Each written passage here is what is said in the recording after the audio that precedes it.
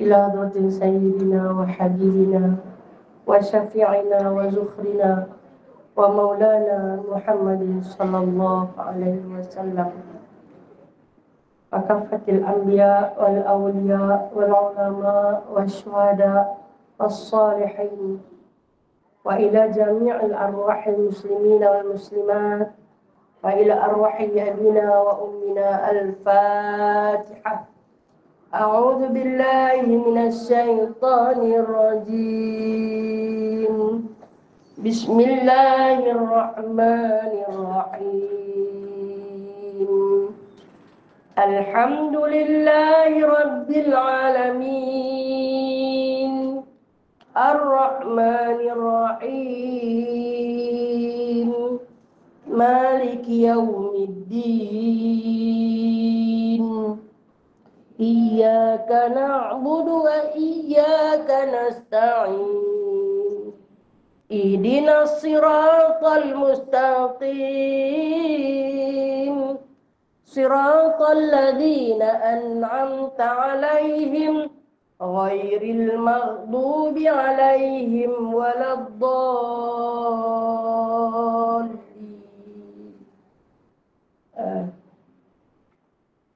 أعوذ بالله من الشيطان الرجيم. بسم الله الرحمن الرحيم.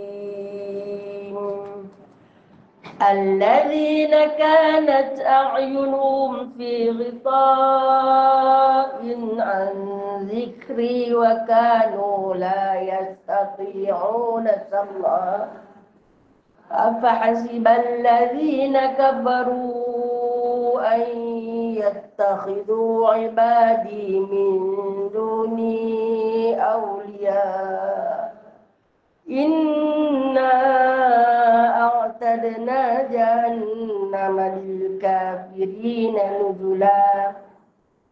قل هل ننبئكم بالأخسرين أعمالا الذين ضل سعيهم في الحياة الدنيا وهم يحسبون أنهم يحسنون صنعا أولئك الذين كفروا بآيات ربهم ولقائه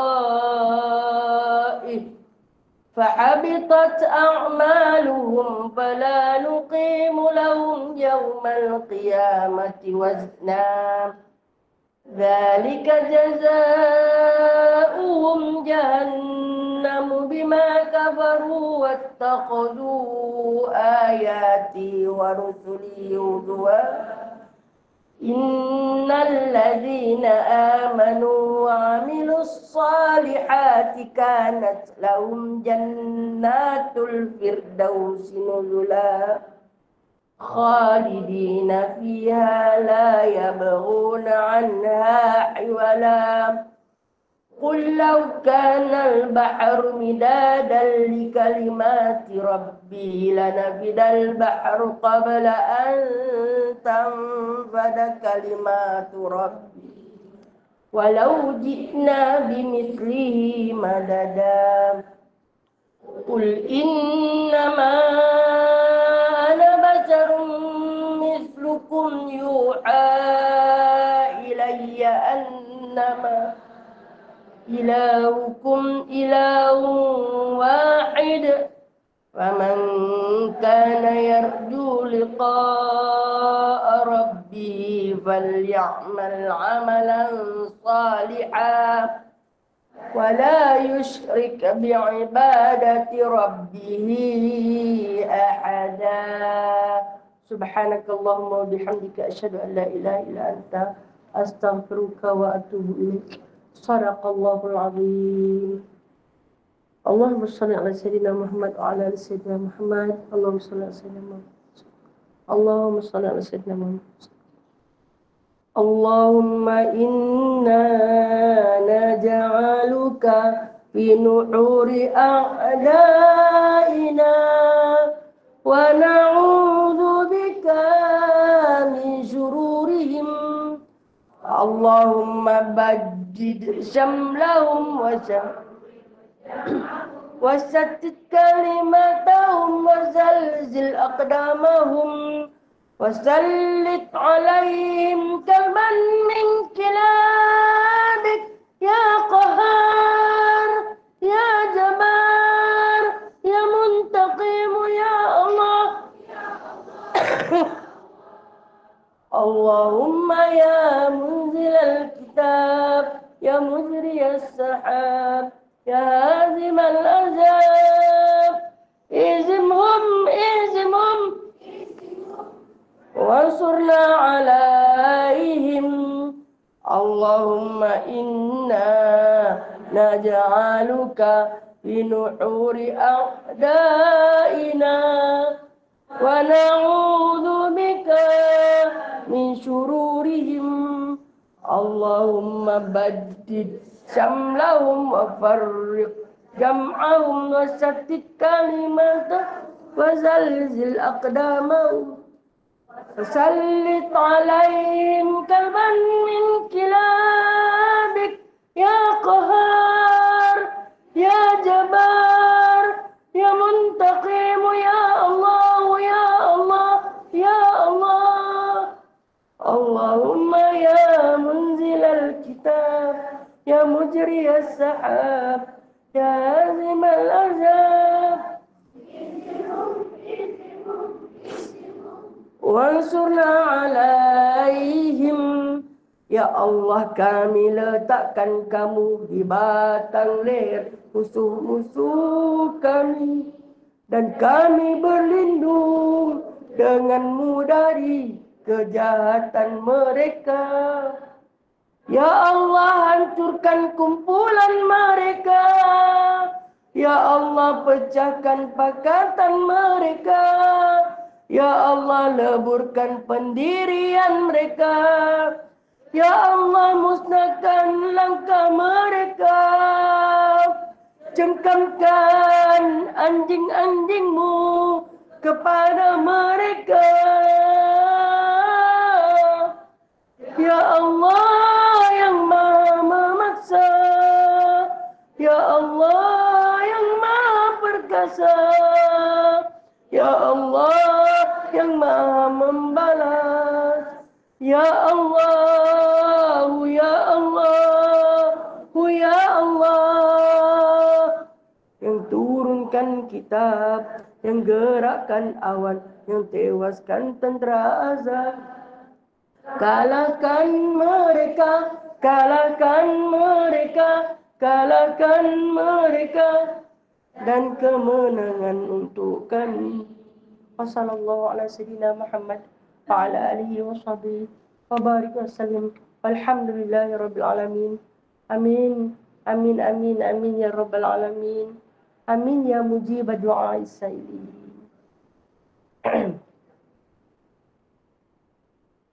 Baik, hari ini sebelum kita mulakan kuliah pagi ini, saya diberitakan oleh Kak Ina, seorang sahabat kuliah kita, Normah binti Muhammad Nur, sahabat kuliah kita, berlaku sedikit kemalangan, dia patah paha, Jadi kita buat sedikit kutipan kerana tak ada siapa yang menjaga dia.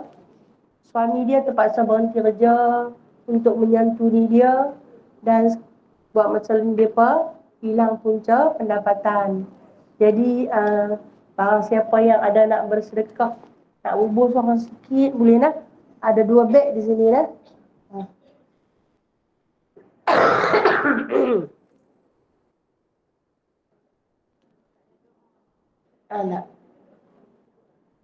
Bismillahirrahmanirrahim.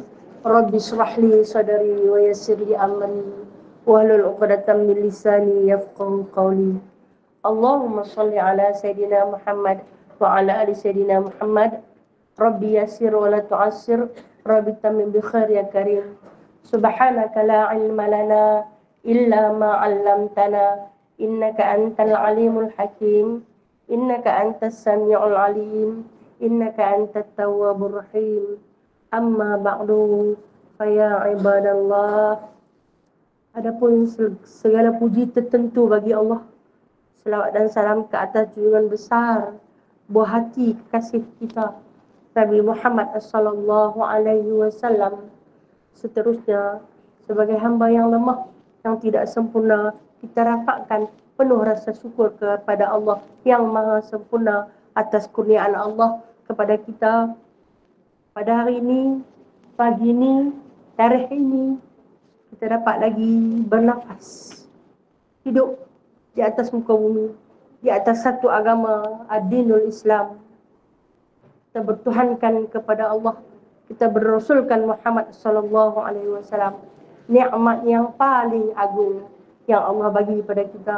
Seterusnya dikurniakan kesihatan untuk sama-sama kita duduk di dalam halaqah ilmu bagi kita menyambung perbincangan kita melalui kitab 10 sahabat yang dijamin syurga. Kita selesai bacaan kita pada kisah Az-Zubair bin Awam, kan? Kita habiskan pembacaan kita tentang Az-Zubair bin Awam. Hari ini insya-Allah kita akan masuk seorang lagi sahabat Nabi sallallahu alaihi wasallam yang dijanjikan syurga ketika hayatnya.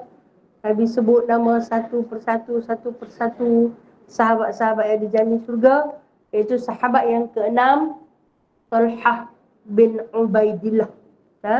Talhah bin Ubaidillah. Kita baca dulu dah.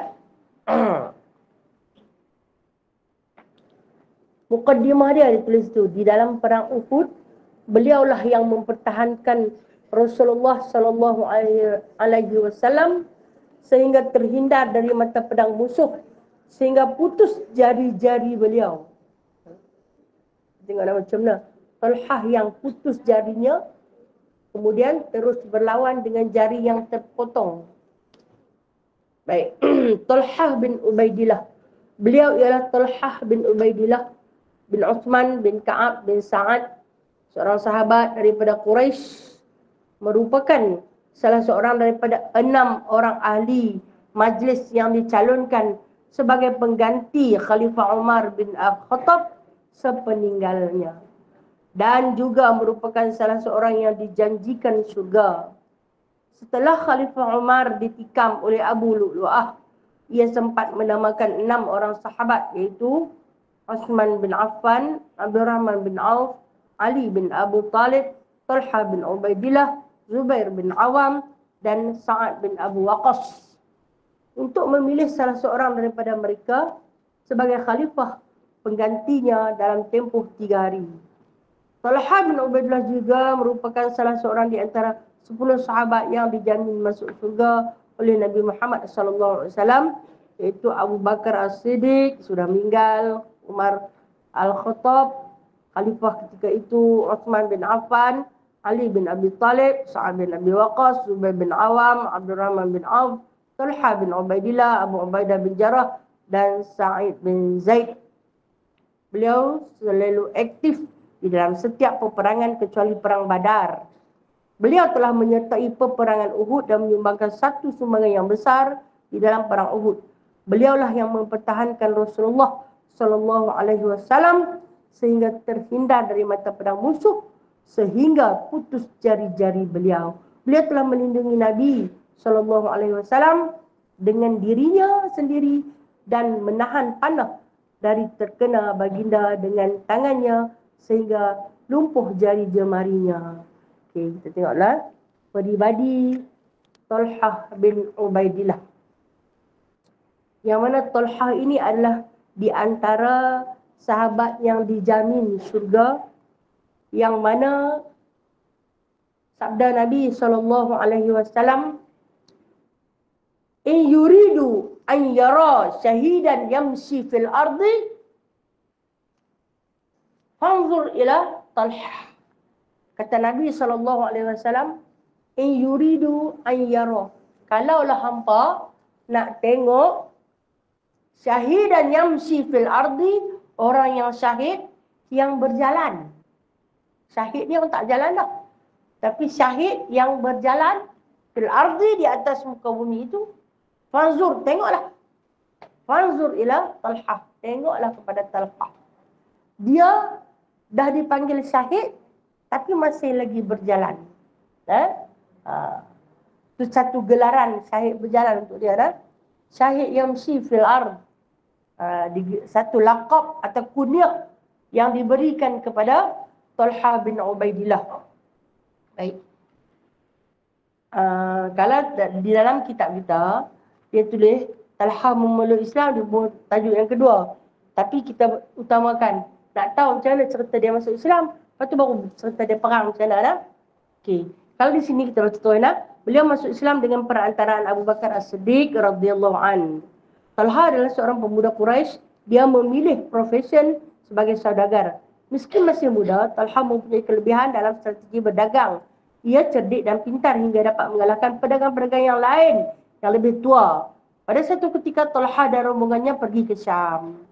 Di Busra, Talha mengalami peristiwa menarik yang mengubah garis hidupnya.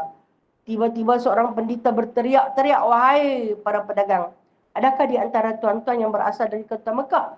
"Ya, aku penduduk Mekah," sahabat Talha. "Sudah munculkah orang di antara kalian orang yang bernama Ahmad?" Tanyanya. "Ahmad yang mana?" "Ahmad bin Abdullah bin Abdul Muttalib. Bulan ini pasti muncul sebagai Nabi penutup para Nabi. Kelak ia akan hijrah dari negerimu ke negeri berbatu-batu hitam yang banyak pohon kurmanya. Ia akan pindah ke negeri yang subur makmur, memancarkan air dan garam. Sebaiknya engkau segera menemuinya, wahai anak muda." Okey, kita tengoklah. Ceritanya macam ni. Talha ni dia muda beberapa tahun daripada Nabi SAW. Dia adalah daripada keturunan bangsa Quraisy Bani Tayyim. Bani Tayyim ataupun Bani Taim. Satu suku dengan Abu Bakar As-Siddiq. Satu suku maksud dia satu puak. Satu puak dengan Abu Bakar As-Siddiq. Seorang pemuda yang begitu bijak, hebat dalam ilmu falsafah, hebat di dalam ilmu perniagaan, tidak mudah menerima apa juga berita dengan terutama kabar-kabar angin yang masuk, dia tak mudah terima kecuali diselidik terlebih dahulu. Sebab tu Talha bin Ubaidillah di antara sahabat yang tak pernah sembah berhala. Dia kata tu merepek. Sebab kalau orang bijak ni dia takkan sembah berhala. Kalau nak sembah berhala ni, kita nak kena mengaku dia Tuhan. Kalau nak jadi Tuhan, dia kena sempurna.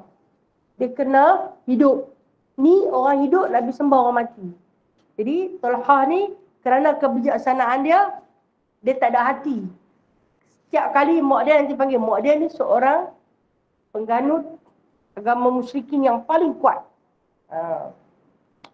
Alim lah dalam agama musyrikin Lata Uzza ni.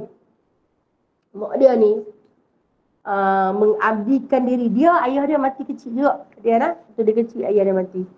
Mak dia ni mengabdikan diri di Masjidil Haram, menjaga kemaslahatan Masjidil Haram, tapi jaga kepada berhala-berhala tu. Kalau dia jaga kebersihan, jadi maksiat lah kan. Dia jaga berhala tu lah. Tu usia lelaki tu. Okay.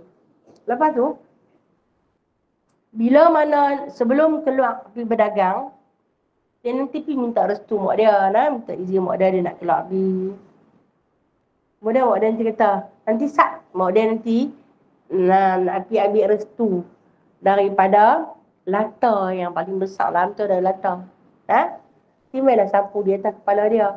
Sapulah di muka dia. Macam orang India tu batin kan. Kan lah. Kemudian dia tek sikit tu kan. Dia tak tahulah okay.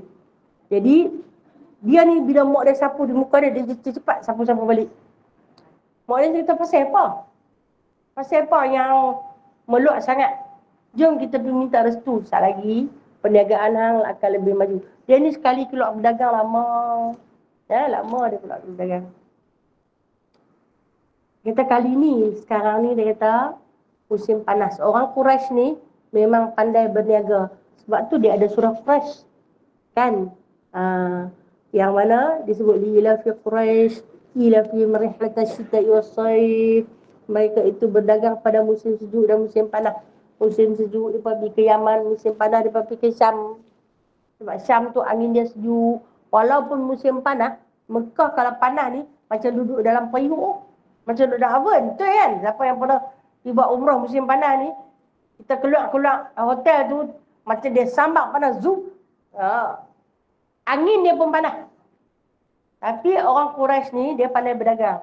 Bila musim panas, dia akan pergi ke Syam. Sebab Syam ni adalah di antara negeri Palestin, negeri Iraq. Mereka ni, bila angin sejuk, angin sedap tu, kita panggil apa? Sepoi-sepoi bahasa. Walaupun panas, tapi dia sejuk. Angin dia tu sejuk. Time tu, musim panas di Mekah, maka pedagang-pedagang Quraisy akan bergerak ke Syam, ke negeri Syam. Jauh, perjalanan jauh. Kira dia pergi sekali lama, minta restu daripada mak dia pun berdoa lagu cara mak dia. Hantar dia pergi, dia cuma minta restu mak dia aja, dia tak minta restu berhala tu. Bila dia pergi, ni cerita macam mana Talhah tu. Waktu ni dia baru berusia 15 tahun. Dia baru berusia 15 tahun. Dia ni berkawan, bersahabat baik dengan Zubair bin Awam. Jarak umur dia dengan Zubair bin Awam setahun. Dia 15, Zubair bin Awam 16, Sa'ad bin Abi Waqqas 17. Dia pun dipanggil 3 serangkai. 3 serangkai. Kawan baik sungguh. Tapi, masa ni, kan, kita baru sudah cerita tentang Zubair bin Awam. Zubair bin Awam pun peniaga kan. Ikut dia lah. Dia lah yang ajak strategi perniagaan.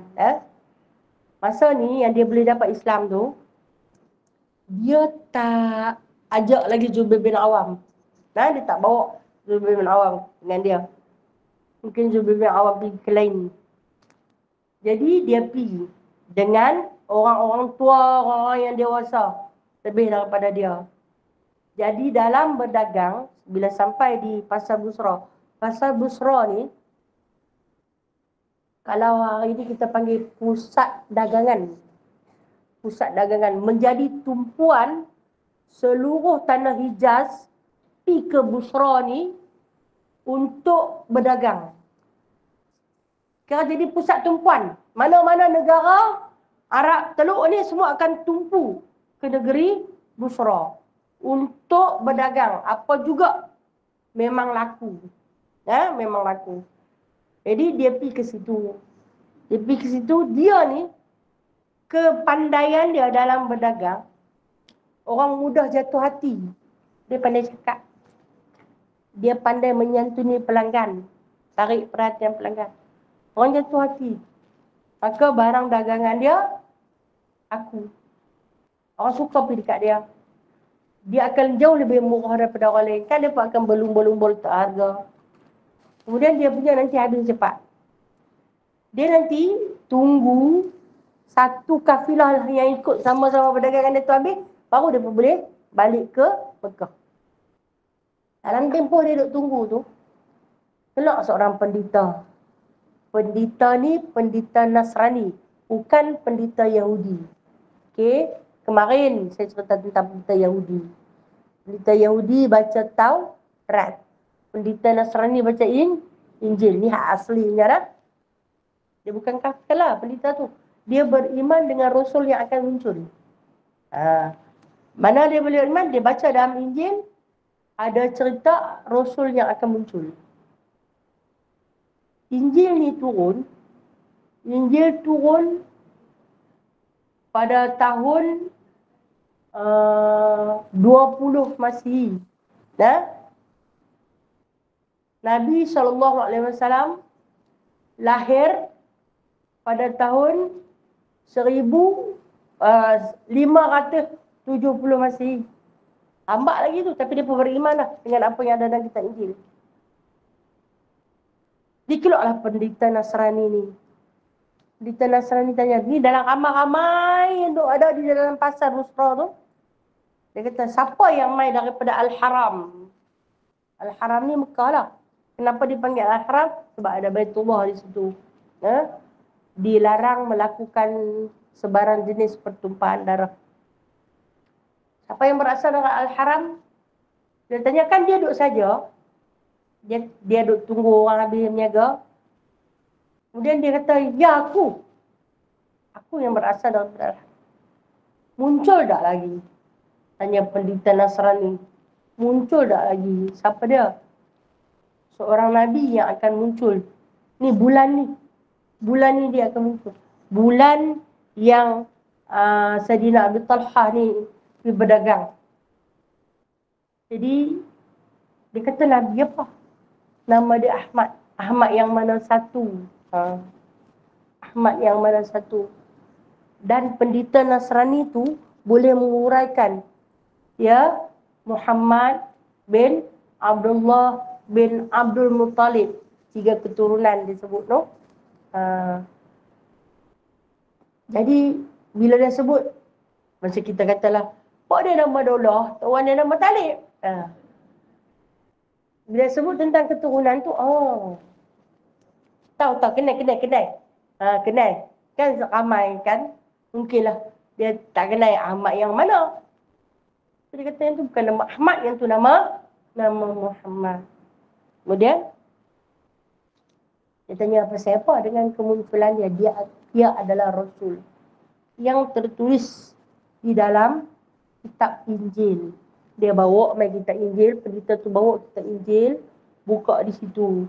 Kan Nabi Isa alaihi salam pernah bersabda, aku diutuskan untuk menyampaikan satu kabar gembira, musaddiqan lima baina yadah, membenarkan tentang kehadirannya, iaitu siapa dia?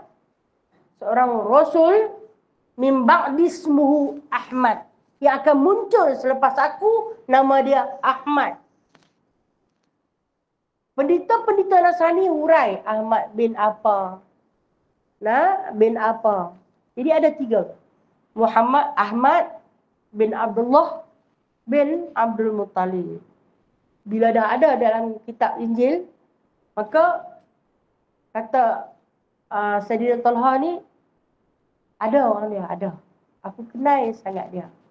Dia orang yang lurus, orang yang benar.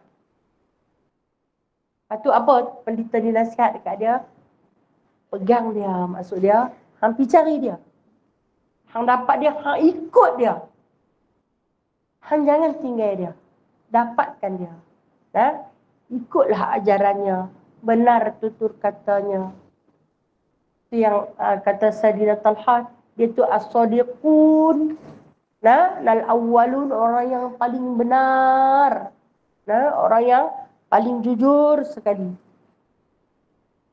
Kemudian bila habis dah semua berkumpul, pakat-pakatlah balik. Dia ni, ketika mana dia balik, dia tak sampai ke rumah dia terus. Dia pergi singgah rumah pakcik dia. Apa cerita? Ada cerita terbaru. Pakcik dia ni ada ramai. Panggil. Main turun nak cerita ni. Nak cerita. Mak dia tak ada masa tu. Mak dia kan saya kata jadi maksiat tu. Sibuk je. Jadi bila mana dia turun, pakcik dia ni cerita. Ni ada cerita terbaru ni. Muhammad mengaku jadi Rasul. Padahal dia dah dapat cerita dah. Lepas tu, ada dah orang yang ikut. Ada dah. Ada dah yang ikut. Siapa dia? Abu Bakar. Dia tak Abu Bakar ni, kawan dia juga. Orang yang benar. Orang kuat kot, yang ikut ni. Lepas tu, dia tanya betul ke? Dia tanya apa? Betul ke apa yang Muhammad bawa tu? Tak tahu. Desak nak bertengok. Desak tengok. Tu yang kata dia balik, tak balik ke rumah. Bila dia jumpa dengan ahli keluarga dia tu, dia beritahu macam tu, dia terus ke rumah Abu Bakar. Bertemu dengan Abu Bakar As-Siddiq. Dia bertemu dengan Abu Bakar As-Siddiq, dia tanya. Dia tanya, Abu Bakar pun cerita, benar Muhammad mengaku diri dia adalah Rasulullah.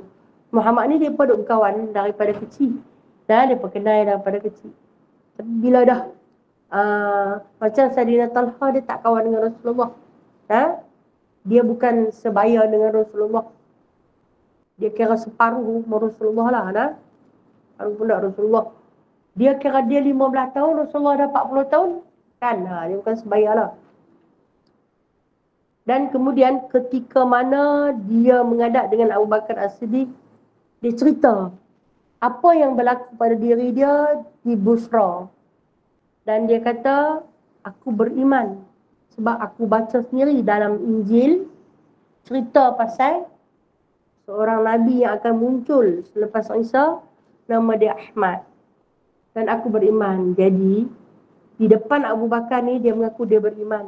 Abu Bakar kata nanti saat, jom kita pergi jumpa dengan Muhammad. Jumpa dengan Muhammad dulu. Kata hang ucaplah 2 kalimah syahadah. Okey.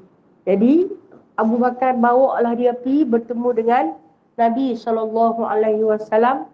Memang ketika itu kata Saidina Talha terpancar nur ala nur di atas wajah baginda Nabi SAW. Lepas tu dia pun bersyahadah dengan secara rasminya. Jadi bermakna dia masuk Islam sebenarnya di tangan Abu Bakar. Dirasmikan di depan Nabi Muhammad SAW.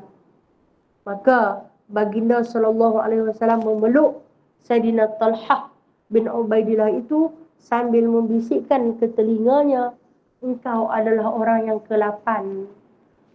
Masya Allah, orang ke-8 memeluk agama Islam. Siapa yang pertama?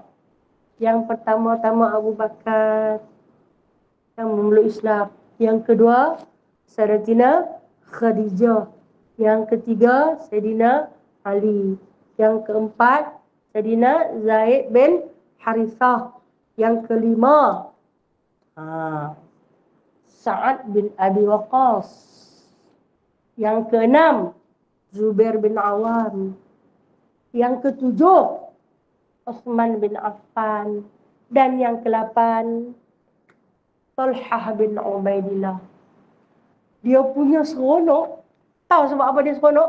Pasal ada 2 kawan dia tu yang tadi kan saya kata dia 3 serangkai. Ada Zubair bin Awam, ada Sa'ad bin Abi Waqqas. Dia kata dia pun masuk dulu. Seronok. Pasal apa? Jumpa dia pun. Dia pun ni duk menyorok di belakang.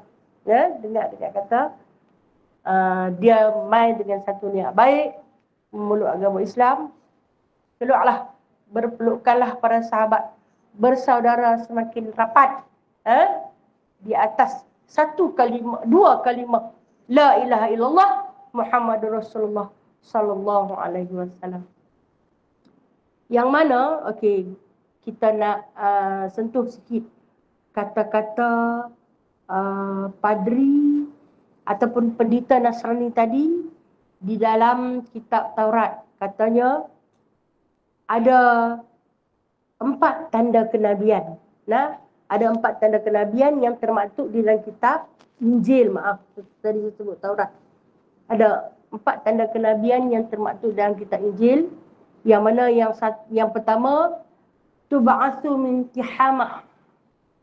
Kata pendeta Nasrani tadi, tub'atsu min tihamah.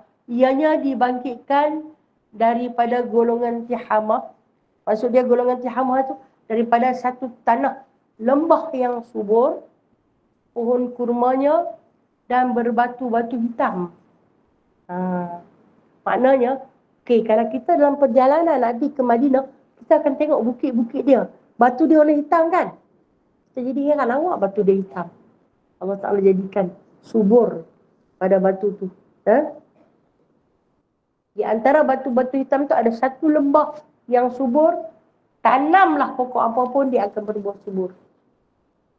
Kemudian Tanda kenabian yang kedua, kata mabainal qiyamah.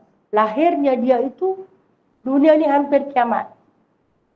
Di antara tanda-tanda kecil kiamat, lahirnya Nabi Muhammad sallallahu alaihi wasallam, Nabi utusan yang terakhir.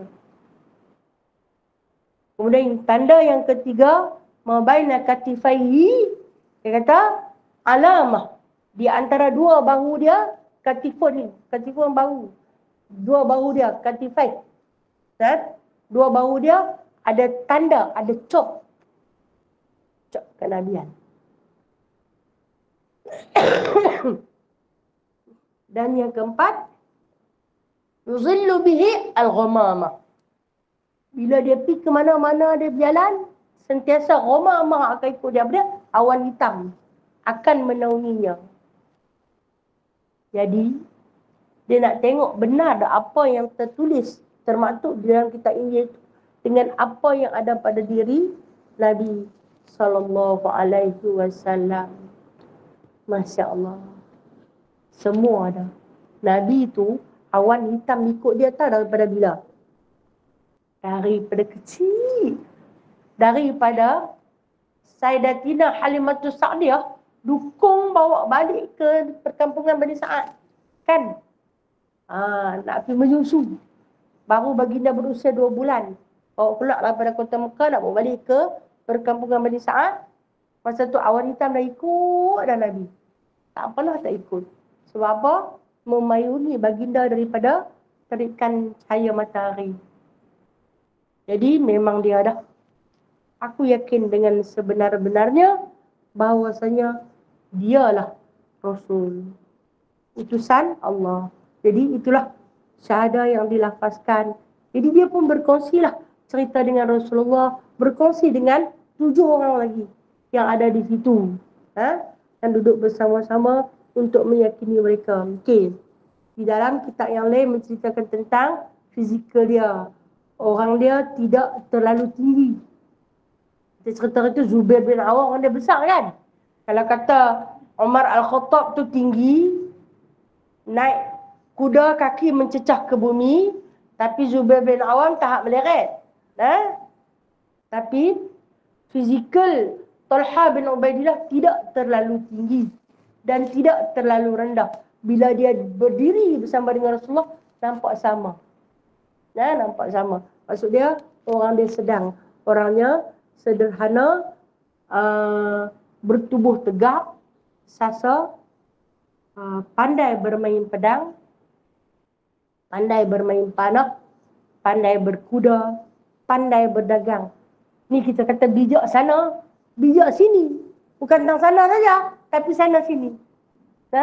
Bijak sana, bijak sini ni. Dia kira dia memang Allah Ta'ala bagi kepada dia anugerah kebijaksanaan.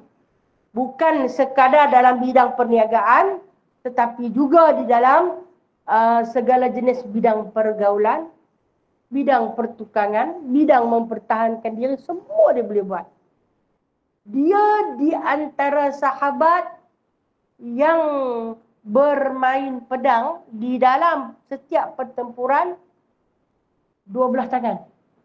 Dia akan pegang pedang kedua-dua belah tangan. Dua orang lepas je. Siapa dia? Zubair bin Awam dan Talha bin Ubaidillah.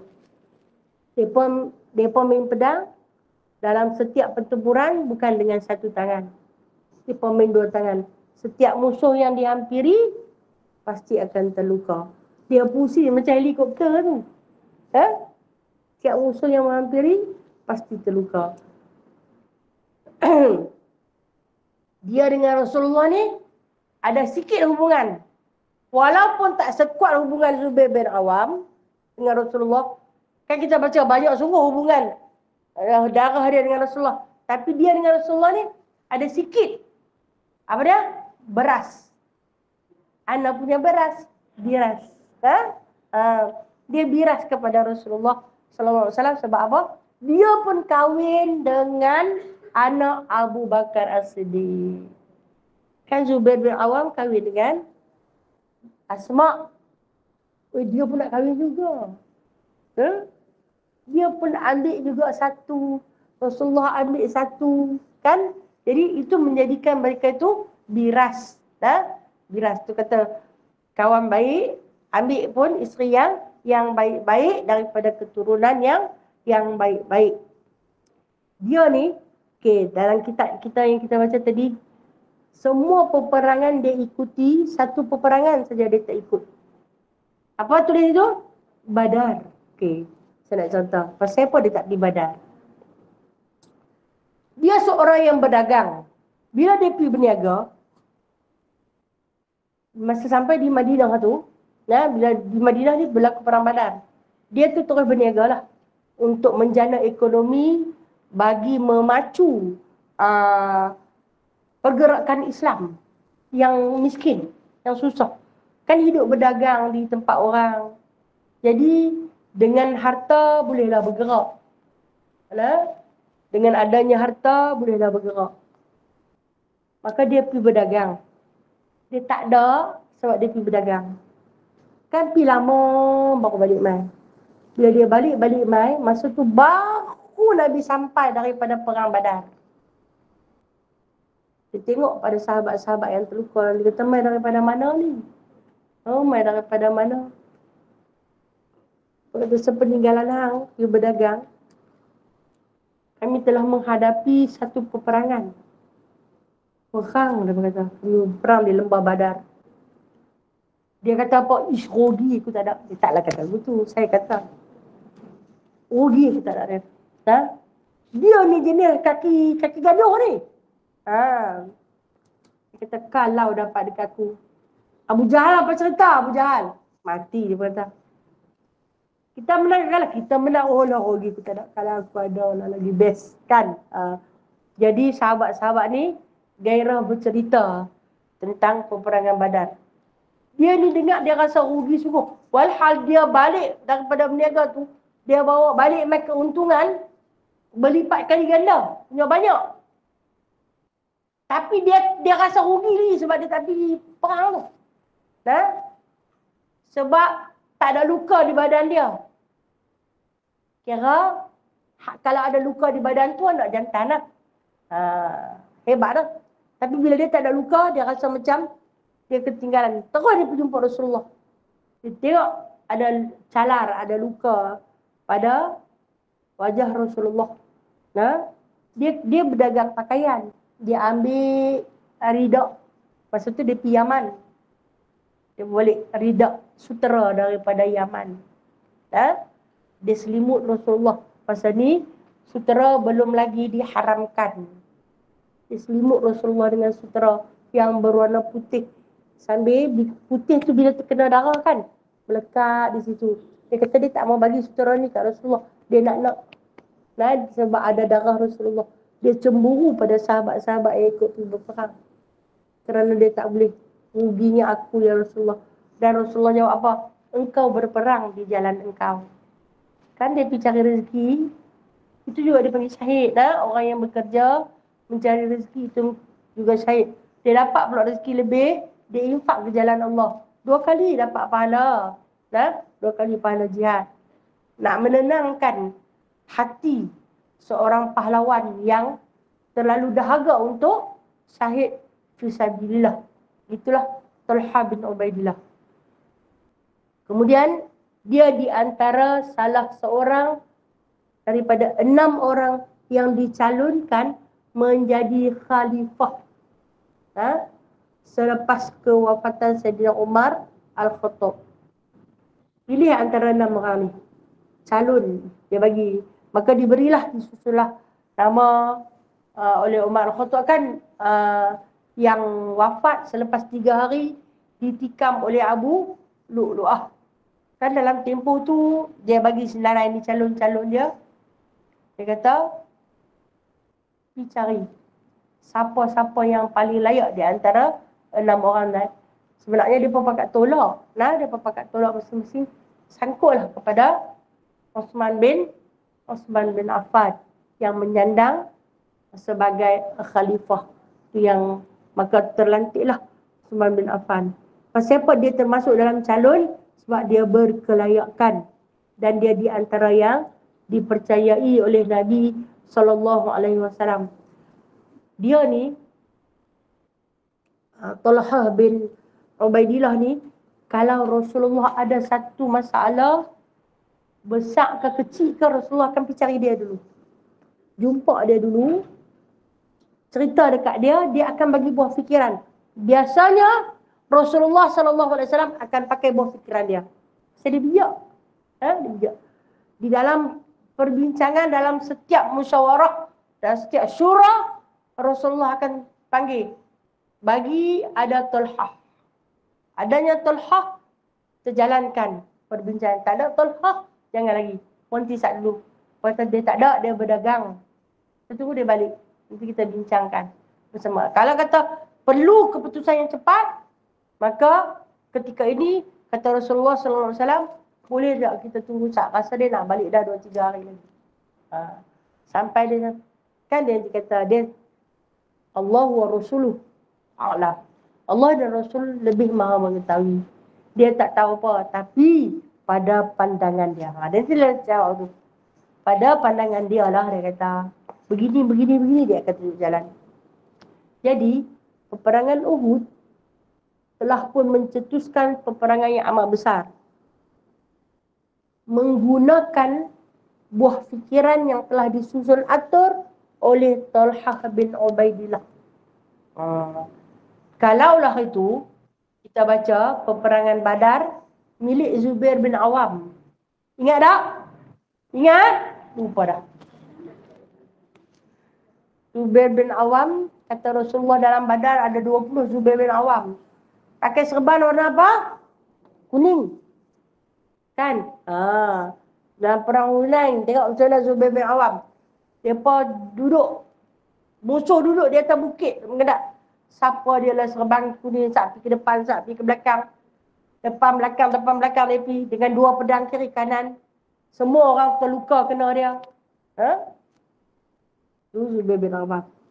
Tapi dia kata, Uhud ni aku punya. Dia minta kat Rasulullah, Uhud ni aku punya. Dia kata. Jadi dalam peperangan Uhud, dia yang menyusun strategi. Meletakkan 50 orang pemanah di atas Jabal Rumat. Jabal Rumat, bukit rumah. Bukit pemanah yang hari ni. Lalu saya rasa saya tengok dia, makin tahu makin rendah lah. Kan saya makin tinggi. Rasa tak? Rasa dia makin mungkin hakisan. Mungkin hakisan. Dia makin rendah. Sebab orang pun suka kerabat anak dia. Ada hak yang jenis tahyul mahyul kutip batu balik mai. Siapa lah suruh Pak Berabik. Ya? Dia tak ada karomah apa pun. Dia cuma saksi sejarah. Saksi bisu sejarah Uhud. Jadi dialah yang meletakkan di atas tu. Dia kata kat Rasulullah, kata kat dia pun jangan turun. Walau macam mana pun berlaku, jangan turun. Hampa adalah kekuatan utama kami. Biar kami di bawah ni memusim-musim tak apa. Hampa yang duduk di atas, jangan turun. Dia pesan sungguh-sungguh. Kira sampailah nak naik 50 orang pemanah tu nak naik di atas Jabal Rumat tu.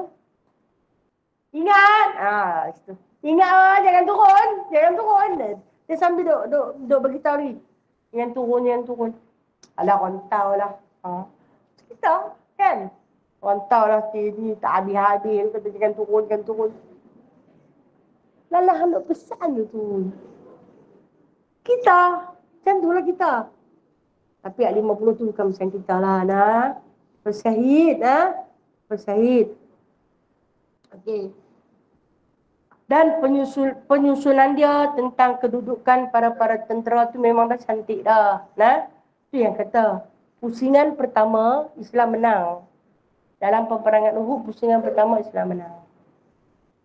Bila turunnya 50 orang pemanah tu daripada Jabal Rumat tu, saya berulang kali kata, mereka bukan tamak. Mereka lupa pada pesan pemimpin. Lupa. Sebab apa? Terlalu dahaga. Dahaga sangat. Lapar. Nampak di bawah tu banyak makanan. Harta-harta ghanimah. Banyak. Seorang tuan tersak pula turun pergi ambil ayat minuman. Bekas minuman. Bukan turun pergi ambil ayat sirap ke, air kacang ke, cendol ke, tak tu dah. Adalah di dalam kulit binatang. Bekas minuman. Prajurit-prajurit yang bukan Islam yang terbunuh. Jadi ada bekas di situ. Nak turun pergi ambil itu dengan harapan nak bawa naik bagi makan, bagi minum sama-sama. Mereka yang duduk di atas Jabal Rumah ni.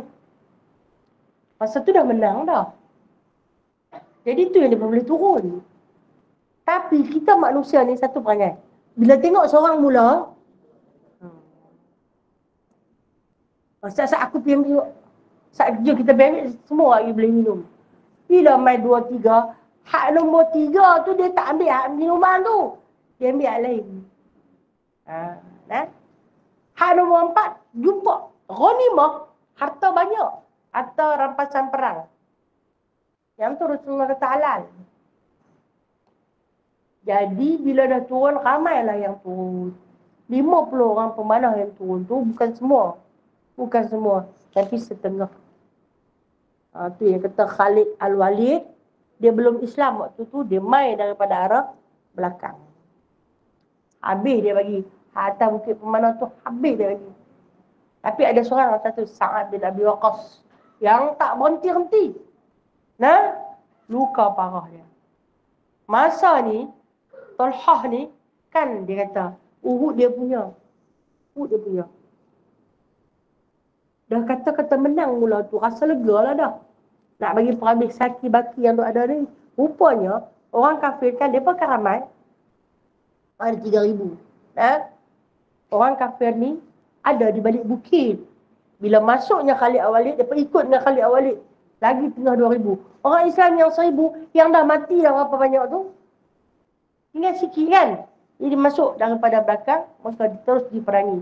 Ketika ni Nabi tak menang tangan. Mereka terus attack kepada Nabi Muhammad sallallahu alaihi wasallam. Semua serbu kepada Nabi Muhammad sallallahu alaihi wasallam.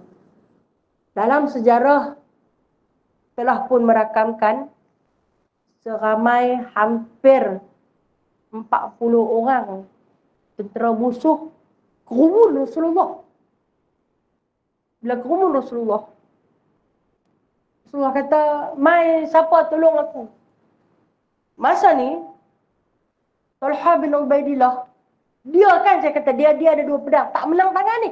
Nanti aku pergi, hang tak apa, kata Rasulullah. Saya bagi jawab bahasa yang mudah kita faham lah. Hang duduk kat situ, hang buat kerja hang dulu. Kan tak berhenti-henti tontang kawan tu. Pergi orang Ansar pergi sebelah orang. Tolong Rasulullah. Rasulullah ni 40 orang lawan 1. Mana mungkin baginda mampu. Sampai kepadanya Nabi kan, ke depan, ke belakang, ke kiri, ke kanan. Kaki Nabi jatuh.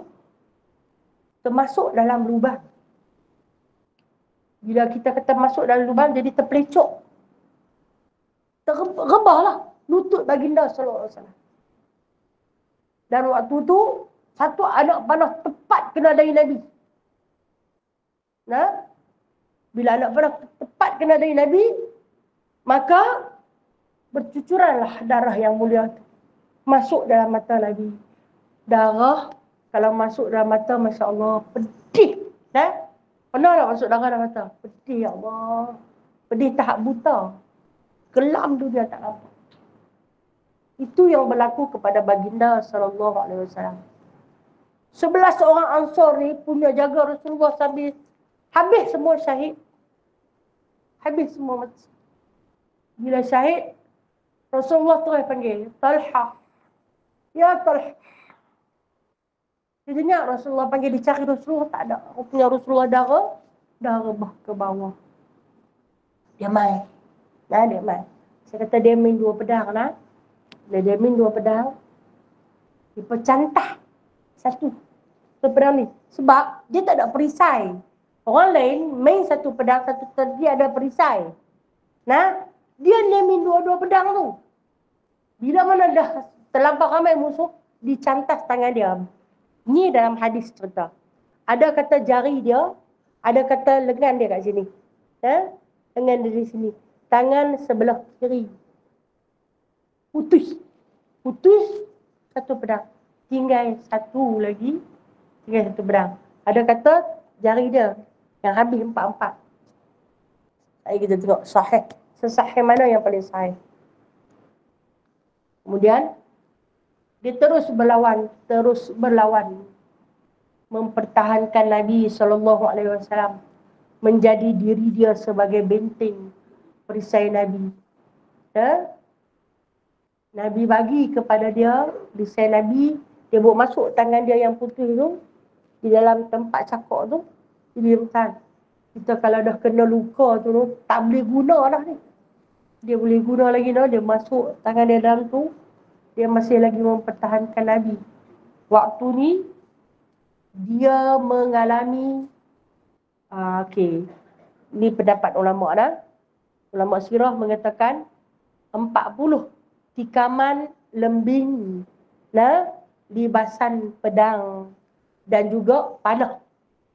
40 dan termasuk lagi 39 luka-luka lain daripada tikaman. Teruk dia kena. Tapi musuh tu semua mati. Musuh tu habis mati. Tak ada buat macam mana. Dia ambil Rasulullah, letak di belakang dia. Rasulullah tak nampak jalan dah. Dia kata Rasulullah ikut dia. Walhal dia dah tak boleh jalan dah. Dia kena panah merata tempat. Kalau kata 79 tikaman. Luka parah yang terdapat pada dia. Mana lagi no? Yang ruang yang nak sihat, yang nak elok tu. Jadi dia kata kepada Rasulullah nak di atas belakang dia. Dia nak bawa pergi ke kaki bukit Uhud. Bila sampai di kaki bukit Uhud, dia rebah. Sakit sangat. Sakit sangat. Dia jatuh rebah. Sambil dia membongkokkan diri, dia kata, pijak Rasulullah. Jadikan belakang aku ini sebagai tangga untuk melangkah naik ke atas bukit. Ada Sayyidina Ali atas tu. Ada Sayyidina Abu Bakar. Dia pun luka parah. Dia Rasulullah yang ketika tu kan, yang saya kata kaki dia masuk dalam lubang, tergeliat. Pijak.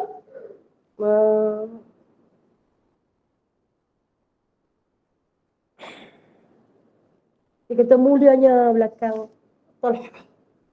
Tapi dia kata Talhah mulia lagi kaki yang memijak aku. Dia letak belakang dia kata, pijak ya Rasulullah. Pijaklah kepala aku. Biar telapak ini ku bawa sampai ke akhirat. Menjadi saksi di mahsyar nanti. Di hadapan Allah Azza wa Jalla. Aku pernah dicap oleh kaki. Pijak. Naiklah ke atas bukit. Lepas tu Rasulullah pun tak pandang dah dia. Hilang terus. Tak tahu Rasulullah pun tak tahu dah. Jadi kenapa Rasulullah naik atas bukit? Rasulullah tu dibawa sembunyi. Bawa lari. Agar tak dibunuh.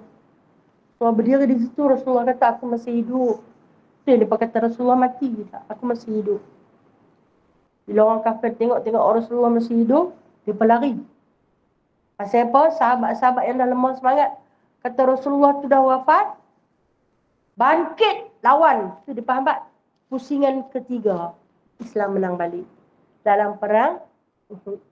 Dia hambat sampai balik ke sana. Uhud. Dia pelari sejauh-jauhnya. Jadi bila dah habis selesai peperangan Uhud ni, Rasulullah ni duduk. Kan bila dah habis selesai, rehat, cari jenazah. Kutip jenazah syahid.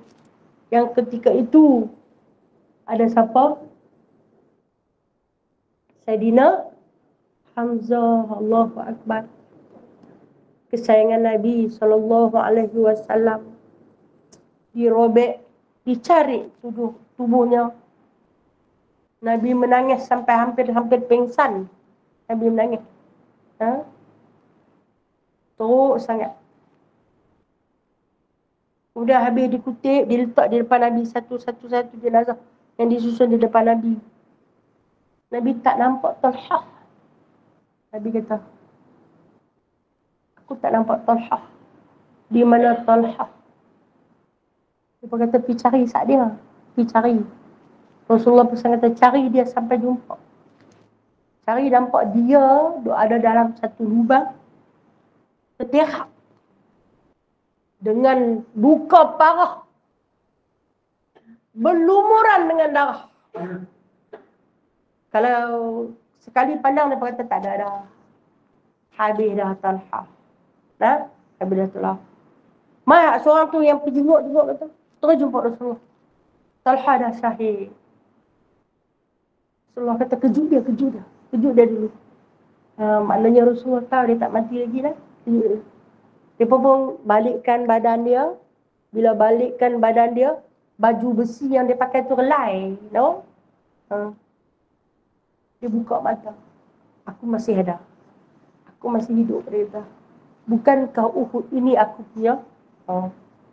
Jadi, waktu mereka, Sa'ad bin Abi Waqqas nak angkat dia, tapi ingat dengan Rasulullah, dia kata, boleh tak? Dia kata, jangan angkat aku, tapi bagi aku berjalan.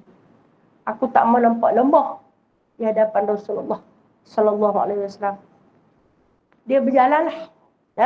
Dibiarkan dia berjalan dalam keadaan orang sakit berjalan.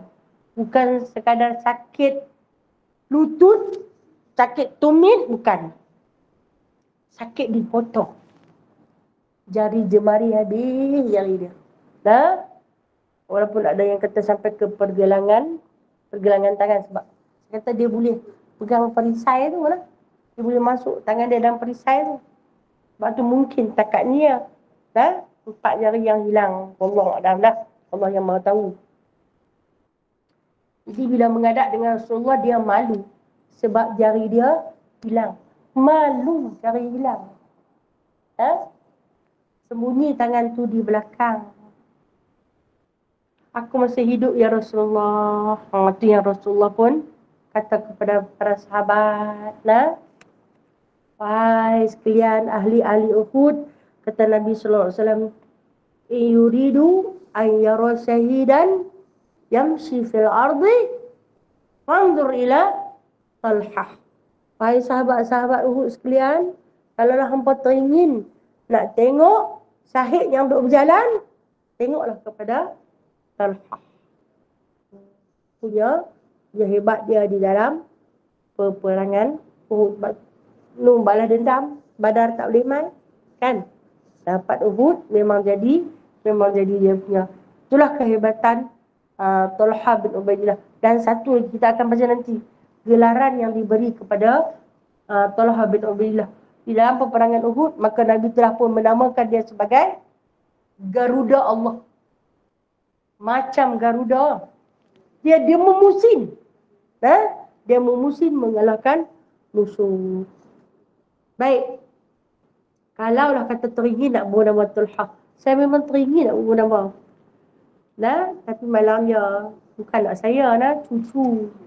Cucu anak orang lah, kan kita kan. Saya teringin nak bawa nama Talha. Saya jumpa seorang syekh. Jumpa seorang syekh daripada Mesir, Syekh Sa'id. Saya kata saya berkenan sangat dekat Talha. Dia kata tak apa, dia kata kalau anak-anak tak mahu tak apa, dia kata.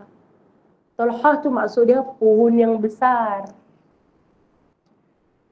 Pohon yang besar ni dia banyak menaungi orang yang duduk di bawah dia.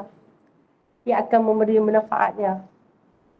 Bolehlah nama Talha. Kalau kata mereka setuju, kalau mereka tak setuju, apalah daya kita kod lah.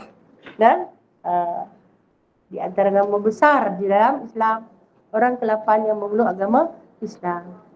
Wallahu a'lamu bishawab. Kita berhenti dekat tu, insya-Allah ada rezeki minggu lagi sekali. Minggu depan dah kata ayat tak ada.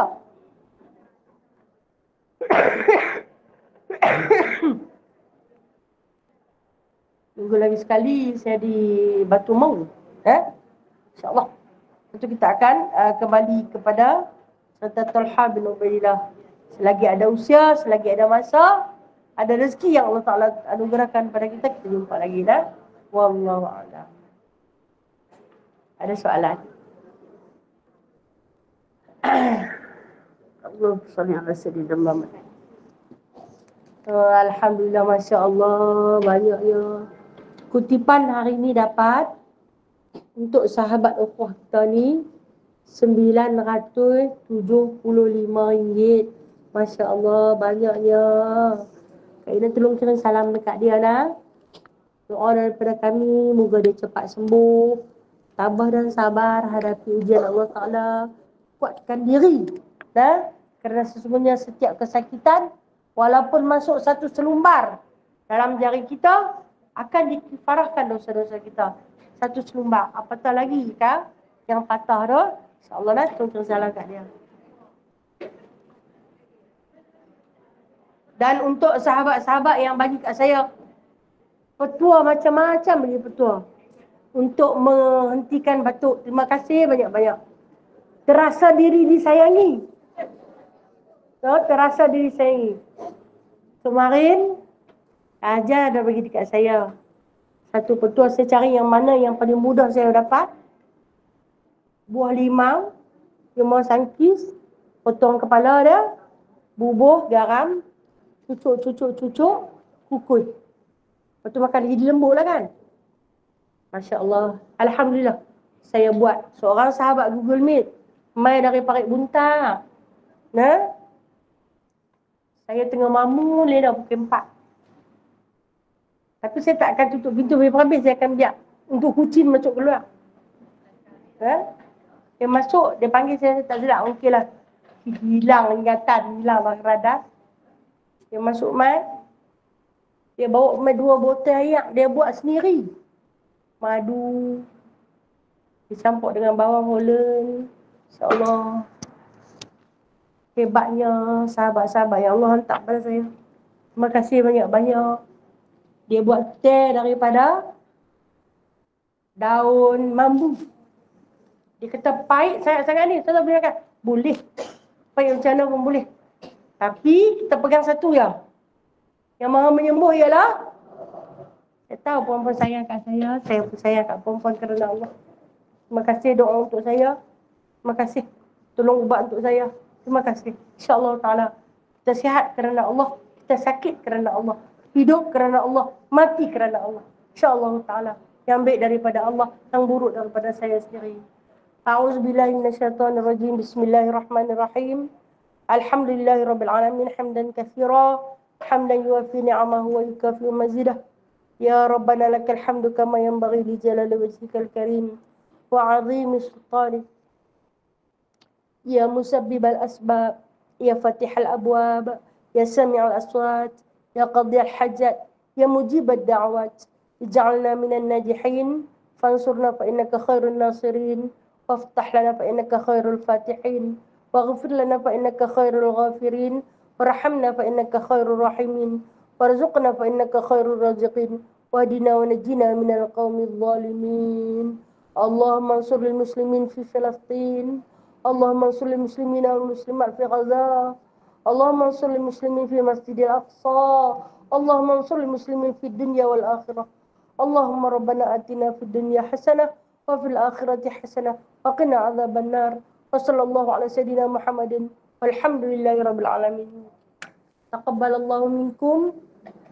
Taqabbal ya karim. Terima kasih semua nak. Terima kasih Ustazah. Assalamualaikum warahmatullahi Terima wabarakatuh. kasih Ustazah. Assalamualaikum. Terima kasih Ustazah. Nabi sallallahu alaihi wasallam. Terima kasih Ustazah. Sallallahu Ala Muhammad.